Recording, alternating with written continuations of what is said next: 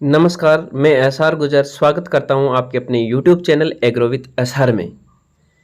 आज अपन बात करने वाले हैं एक नई विज्ञप्ति की, एक नई भर्ती की। अगर आप भी एग्रीकल्चर के क्षेत्र में अपनी सेवाएं देना चाहते हैं तो हाँ, ये आप सही वीडियो देख रहे हैं। इसमें अपन पूरे वीडियो में बात करेंगे कि कौन कौन सी पोस्टों पे ये वैकेंसी निकली है, कितने कितने इनके पद हैं, क्या फीस रहने वाली है और लास्ट डेट क्या है। तो अपन ये सारी चीज़ें जानने से पहले अगर आप इस चैनल पे नए हो तो सब्सक्राइब कर दीजिए।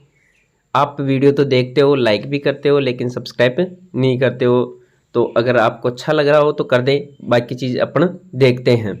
देखो, ये जो विज्ञप्ति है ये निकाली इन्होंने एग्रीकल्चर यूनिवर्सिटी जोधपुर ने। तो विज्ञप्ति में लिखा, कृषि विश्वविद्यालय जोधपुर में अशैक्षणिक पदों पर सीधी भर्ती हेतु आवेदन आमंत्रित किए जाते हैं, जिसका विस्तृत विवरण निम्नानुसार तथा विश्वविद्यालय की वेबसाइट पर उपलब्ध है। अब विश्वविद्यालय की वेबसाइट पे आपको आवेदन मिलेगा, विश्वविद्यालय की वेबसाइट पे आपको सिलेबस मिलेगा और विश्वविद्यालय की वेबसाइट आपको वीडियो के डिस्क्रिप्शन में मिल जाएगी। साथ ही इन्होंने लिखा है कि आवेदन पत्र प्राप्ति की अंतिम दिनांक है 22 जून 2022 सायं 5 बजे तक।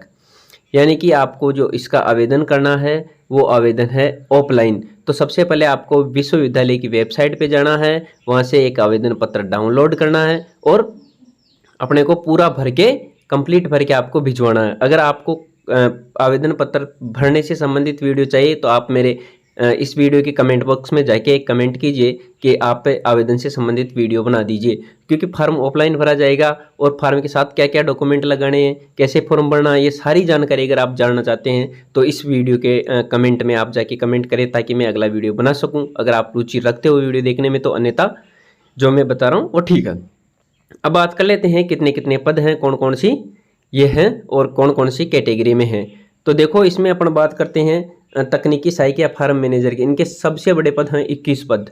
मजा आ गया भाई। दूसरी इन्होंने एक अलग ही नई पोस्ट बनाई अब की बार ट्रेनिंग ऑफिसर की, जो केवीके वगैरह में जो ट्रेनिंग होती है उनमें इन्होंने ट्रेनिंग की पोस्ट बनाई है और ये ट्रेनिंग की जनरल से हैं। प्रयोगशाला सहायक की भी हैं। इसके अलावा जो अपनी मेन पोस्ट हैं जिसकी अपन बात करने वाले हैं वो है आपकी कृषि प्रवेशक के बारे में मैं जानकारी देने वाला हूँ। कृषि प्रवेशक का आपको इंतजार था और इस बार 6 पद आए हैं। कितने पद? ओनली मात्र 6 पद। साथियों, दोस्तों, एक चीज़ मैं आपको यहाँ बताना चाहूँगा, ये 6 पद कम नहीं है। अभी इसमें एग्ज़ाम होगा आपका, ना कि इंटरव्यू। जो बीकानेर था उसमें इंटरव्यू थी और परमानेंट पोस्ट भी नहीं थी, ये परमानेंट पोस्टें हैं। ये केवीके और यूनिवर्सिटी के अंतर्गत हैं। अगर आप सिलेबस सेम सिलेबस हैं जो आपका कृषि विभाग से जो कृषि प्रवेशक की भर्ती आयोजित होती है वही सेम सिलेबस हैं। हिंदी के भी वही 15 क्वेश्चन आएंगे और आपके जीके के भी वही 25 क्वेश्चन जीके के आएंगे और बाकी 60 क्वेश्चन आपके एग्रीकल्चर के, यानी कि जो सिलेबस हैं उनके 20-20 क्वेश्चन एग्रो हॉर्टी और एनिमल हस्बेंड्री के आएंगे। मैं बता देता हूँ कि ये सारी की सारी पोस्टें हैं जो अपने कैटेगरी वाइज हैं, जिसमें सब में एक एक पोस्ट है। देखो, ये एक पोस्ट है जनरल में, ओबीसी में और एसटी में। देखो, एमबीसी में इन्होंने कोई पोस्ट नहीं दी है। यहाँ एमबीसी की बात करें तो एमबीसी में एक भी पोस्ट नहीं है। एमबीसी वाले जनरल से फॉर्म अप्लाई कर सकते हैं हम। तो ये एग्रीकल्चर क्लर्क की हो गई। क्लर्क की बात कर लेते हैं। आशुलिपिक ग्रेड में भी 3 पोस्ट हैं। तो सुपरवाइजर की क्या है कि 6 पोस्ट हैं और आपको बता दूं कि ये आपके लिए तैयारी करने का बहुत अच्छा जरिया है। मैं कृषि विभाग में नौकरी करता हूं। कृषि विभाग की वैकेंसी की आने वाली है क्योंकि डीपीसी हो चुकी है। साथ ही साथ पोस्टें खाली हो गई है क्योंकि रीट में भी कुछ अपने अभ्यर्थियों का जो अपने कृषि प्रवेशक थे उनका चयन हो गया है, यानी कि सीटें खाली हो गई है। तो और अगले बार डीपीसी होगी तो वैकेंसी आएगी लगभग 750 से 800 पोस्टों पे नई वैकेंसी की तैयारियां चलेगी इनको पोस्टिंग होते ही। तो अतः आप तैयारी में जुट जाइए और सेम सिलेबस है इनका भी। और बता दूं आपको, जोबनेर यूनिवर्सिटी से भी सेम, यानी कि सबसे बड़ी जो पोस्टें आएंगी लगभग 30+ पोस्टें आएंगी उसमें एग्रीकल्चर सुपरवाइजर की। तो आप अपनी तैयारी को जारी रखें। ये आपको क्या है कि तैयारी करने का एक मौका दे रहे हैं, तो तैयारी करते रहिए। फॉर्म इसमें भी भर दीजिए। अभी फीस वीस सारी बात करेंगे अपन, कितनी क्या फीस है इसमें, ठीक है। आगे चलते हैं। देखो भाई, इनमें इन्होंने कुछ नॉर्मल जानकारी जो फॉर्म भरने से संबंधित होती है रोस्टर की, क्या कि कोई पोस्टें खाली, जैसे कुछ पद खाली रह जाते तो अगली 3 भर्तियों में भरे जाते हैं, ये चीज़ उन्होंने बताया है। इन्होंने इसमें भी लिखा है कि एमबीसी और ईडब्ल्यूएस के लिए पद आरक्षित नहीं है। आरक्षित पद नहीं हो तो आरक्षित पदों के पात्र अभ्यर्थी उपलब्ध नहीं हो तो ये क्या है कि निम्नानुसार सामान्य प्रक्रिया, लेकिन ऐसा नहीं होता। महिलाओं के लिए, भूतपूर्व सैनिकों के लिए इन्होंने आरक्षण दिया है। ये सारी चीज़ें यानी कि नॉर्मल बता रखा है इन्होंने। क्या है कि विधवा विवाह, डाइवोर्स से संबंधित इन्होंने भूतपूर्व सैनिकों से संबंधित बता रखा है। तो ये चीज़ें इन्होंने बता रखी है। आगे बात कर लेते हैं अपन, जो मेन बात है ये है अपनी मेन बात। देखो यहाँ देखो आप, इन्होंने लिखा है, जो मेन चीज़ है इन्होंने बता रखी है यहाँ पे, आवेदन प्रक्रिया। आवेदन प्रक्रिया में इन्होंने केवल सीधी सी बात लिखी है कि केवल ऑफलाइन माध्यम से ही किए जा सकेंगे। कहाँ से किए जा सकेंगे? केवल ऑफलाइन माध्यम से ही किए जा सकेंगे, जिसका प्रारूप विश्वविद्यालय की वेबसाइट पे उपलब्ध है। और विश्वविद्यालय की वेबसाइट आपको कहाँ मिलेगी? डिस्क्रिप्शन में। देखो इस तरीके से ये इंटरफेस जो दिखाई दे रहा है ये सामने आपके, इसमें यहाँ पे ये क्या है, आपको आवेदन पत्र यहाँ से डाउनलोड करना है। आवेदन पत्र कहाँ से? यहाँ से डाउनलोड करना है। चलो भाई आगे इन्होंने लिखा, अभ्यर्थी द्वारा आवेदन शुल्क विश्वविद्यालय की वेबसाइट पर उपलब्ध लिंक के माध्यम से ऑनलाइन भुगतान के प्राप्त रसीद के प्रिंट करके आवेदन। देखो इन्होंने क्या कि फॉर्म तो ऑफलाइन मांगा है, लेकिन जो आपके जो पैसा की पेमेंट की बात करें तो जो फीस है वो ये ऑनलाइन लेंगे। देखो आपको सामने स्क्रीन पे दिख रहा है जो ये ऑप्शन है ऑनलाइन पेमेंट का, ये अभी आया नहीं है, जल्दी आ जाएगा। ये चीज़ आपको दिख रही है, तो इसमें इन्होंने ये मांग लिया है। तो यहाँ से आप पेमेंट करेंगे।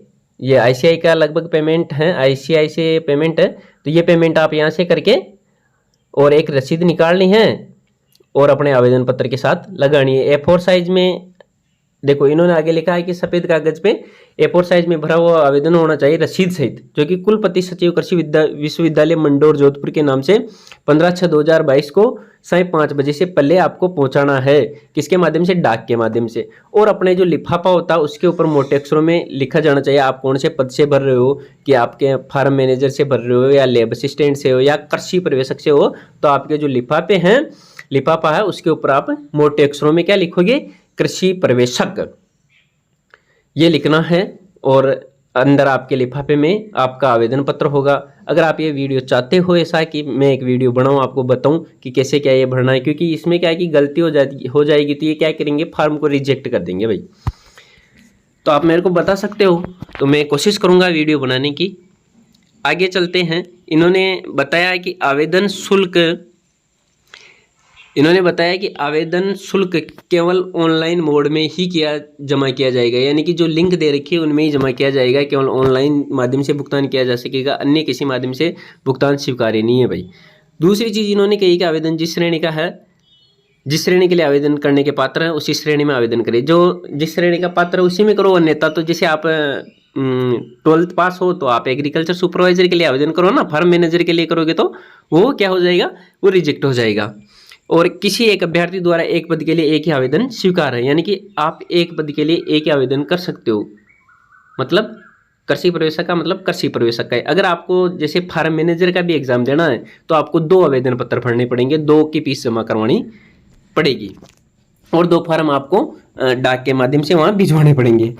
अगला पॉइंट इन्होंने लिखा है कि अभ्यर्थी द्वारा आवेदन विश्वविद्यालय की वेबसाइट aujodhpur.ac.in पर उपलब्ध है। विज्ञापित वर्णीय निर्देशों को ध्यान रखते हुए कोई गलत सूचना या अपूर्ण बनने पर आवेदन पत्र रद्द कर दिया जाएगा।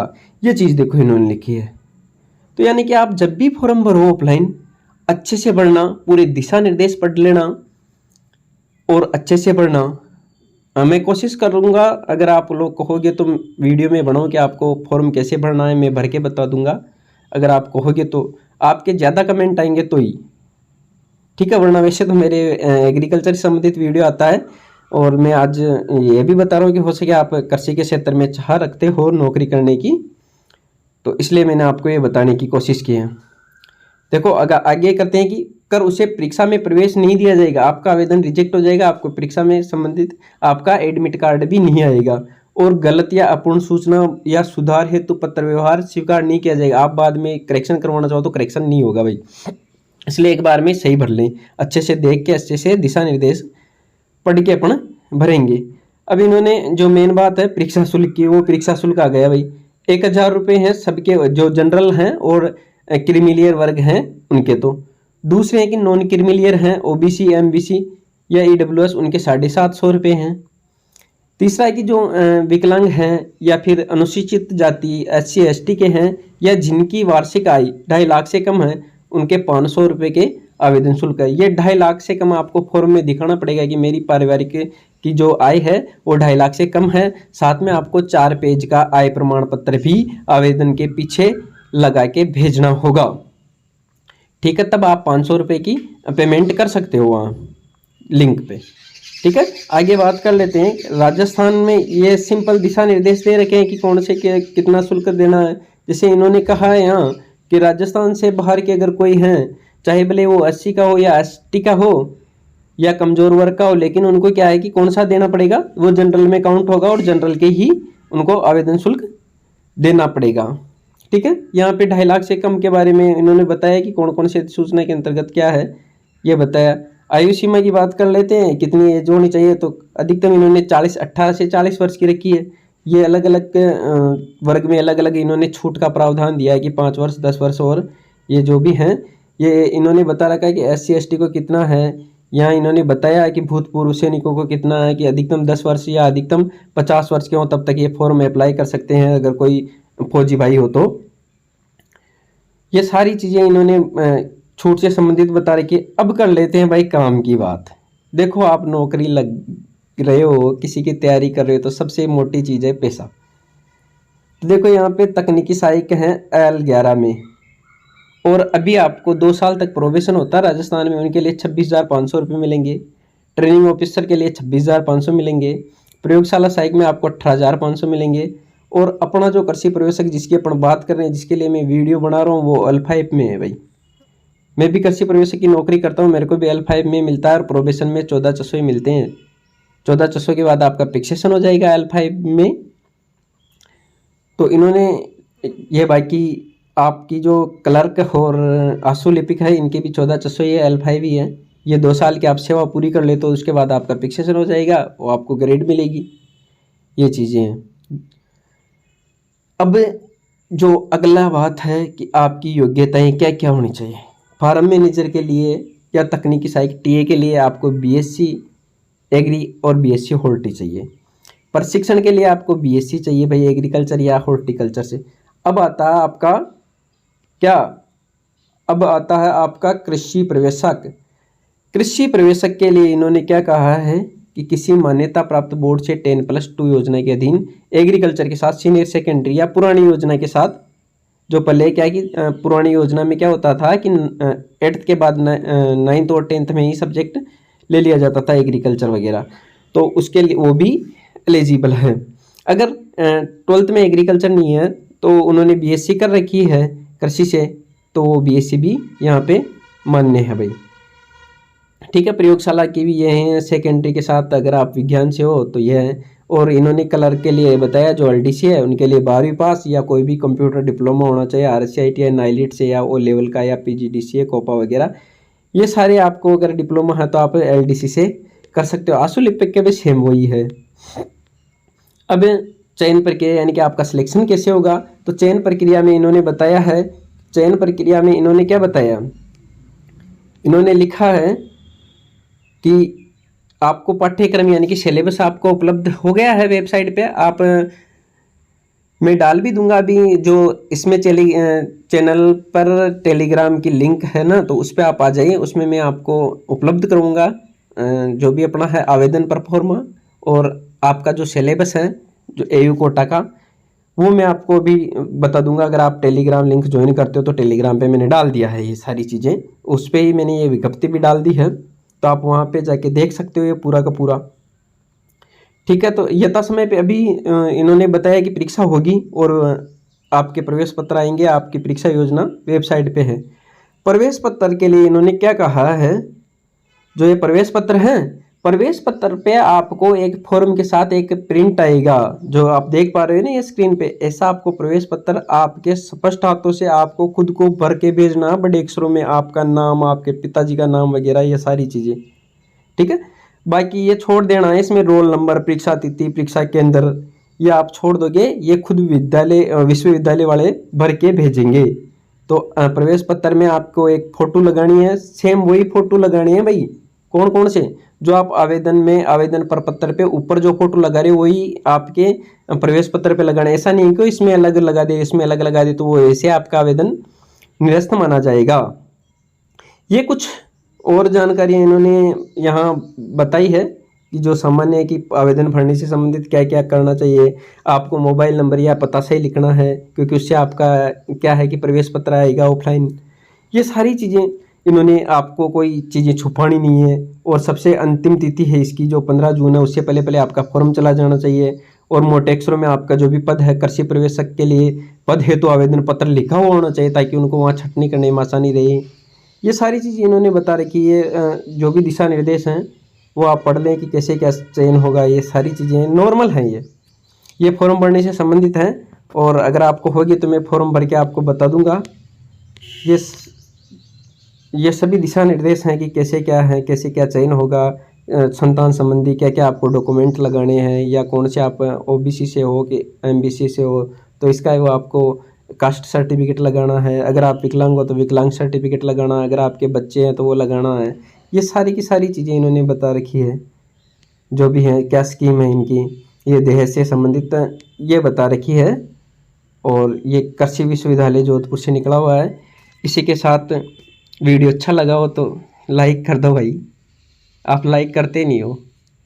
मैं कितनी मेहनत से वीडियो बना देता हूँ, और मैंने प्रयास किया है कि मैं आपको अच्छे से समझा पाऊँ। और मेरे को उम्मीद है आपको ये सारा का सारा जो भी विश्वविद्यालय की भर्ती से संबंधित क्या हैं योग्यताएं, कितनी क्या फीस हैं, कैसे क्या फॉर्म भरा जाएगा ऑफलाइन, वो सारी चीज़ें समझ में आई होगी। अगर आपकी मांग होगी कि नहीं आप तो हमारे को आवेदन पत्र भी भर के दिखाइए, तो मैं एक दिन क्या करूँगा कि टाइम निकाल के आवेदन पत्र भी भर के दिखा दूंगा। आवेदन पत्र आपको टेलीग्राम लिंक है डिस्क्रिप्शन में, वही लिंक आपको विश्वविद्यालय लिंक भी यहाँ मिल जाएगा। और टेलीग्राम लिंक पे आपको आवेदन पत्र भी मिल जाएगा, सिलेबस भी मिल जाएगा, विज्ञप्ति भी मिल जाएगी। साथ ही साथ उस टेलीग्राम लिंक पे अपन खेती बाड़ी से जुड़ी हुई और योजनाओं और गतिविधियों की जानकारी डालते रहते हैं।